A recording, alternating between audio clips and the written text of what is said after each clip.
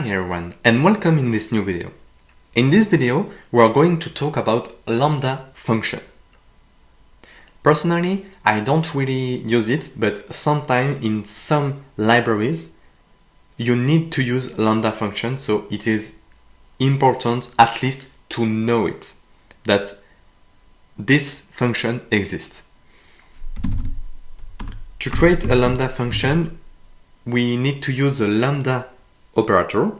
Then you put your input, so x, you put a double point, and then you put the transformation doing by the function.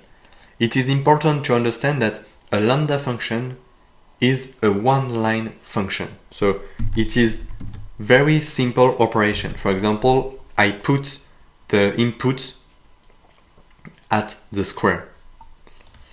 So as we can see, it's a generator function, so it is not very useful as this step. I just store the function into a variable, and then I will map the function on the list here. To do it,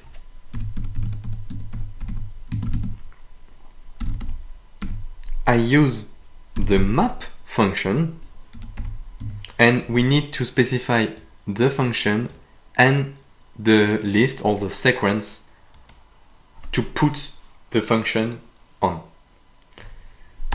Then I will show you the generator, but again we need to do a little transformation, and we just need to put the generator into a list.